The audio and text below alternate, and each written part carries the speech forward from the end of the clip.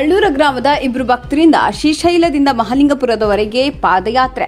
ಹಳ್ಳೂರ ಮಲ್ಲಿಕಾರ್ಜುನ ಶಿವಪುರ ಮುದುಕ ಹೊಸೂರ್ ಗ್ರಾಮದ ಇಬ್ಬರು ಭಕ್ತಾದಿಗಳು ಪ್ರಥಮ ವರ್ಷ ಭಕ್ತಿಭಾವದಿಂದ ಪ್ರಸಿದ್ಧ ಕ್ಷೇತ್ರವಾದ ಶ್ರೀಶೈಲದಿಂದ ಮಹಾಲಿಂಗಪುರದವರೆಗೆ ದೀರ್ಘ ಪಾದಯಾತ್ರೆಯನ್ನು ಕೈಗೊಂಡಿದ್ದಾರೆ.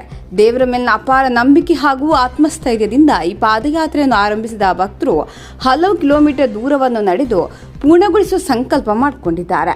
ಈ ಪಾದಯಾತ್ರೆ ಧಾರ್ಮಿಕ ಭಾವನೆ, ಶ್ರದ್ಧೆ ಹಾಗೂ ತ್ಯಾಗದ ಪ್ರತೀಕವಾಗಿದ್ದು ಭಕ್ತರು ಪ್ರತಿದಿನವೂ ನಿಯಮಿತವಾಗಿ ಪೂಜೆ ಸಲ್ಲಿಸುತ್ತಾ ದೇವರ ಸ್ಮರಣೆ ಜೊತೆಗೆ ತಮ್ಮ ಪ್ರಯಾಣವನ್ನು ಮುಂದುವರಿಸಿದ್ದಾರೆ.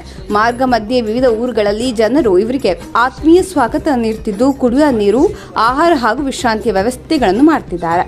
ಗ್ರಾಮದ ಹಿರಿಯರು ಹಾಗೂ ಯುವಕರು ಈ ಭಕ್ತರ ಸಂಕಲ್ಪವನ್ನು ಪ್ರಶಂಸಿಸಿ ಇವರಿಗೆ ಶುಭ ಹಾರೈಸಿದ್ದಾರೆ.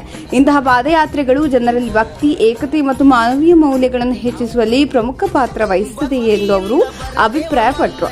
ಭಕ್ತರು ಸುರಕ್ಷಿತವಾಗಿ ತಮ್ಮ ಗುರಿ ತಲುಪಿ ದೇವರ ಆಶೀರ್ವಾದವನ್ನು ಪಡೆದು ಮರಳಿ ಎಂದು ಭೀಮಪ್ಪ ನಿಡೋಣಿ, ಗಿರಿಮಲ್ಲಪ್ಪ ಕೌಜಲಗಿ, ರಾಮಣ್ಣ ವಾಗೋಡಿ, ವಿಠಲ್ ಕಲ್ಲೋಳಿ, ಬಸವಣ್ಣ ಬೆಂಡಬಾಡ, ವಸಂತ ಕಾಂಬ್ಳೆ, ಭೀಮಸಿ ಅಡಿಹುಡಿ, ನಾರಾಯಣ ಹೊಸಟ್ಟಿ, ಅನ್ನದಾಸೋಹ ಸೇವಾ ಸಮಿತಿ ಕಾರ್ಯಾಧ್ಯಕ್ಷರು ಸಂಜು ಸುನದೋಳಿ ಗ್ರಾಮಸ್ಥರು ಹಾರೈಸಿದ್ದಾರೆ.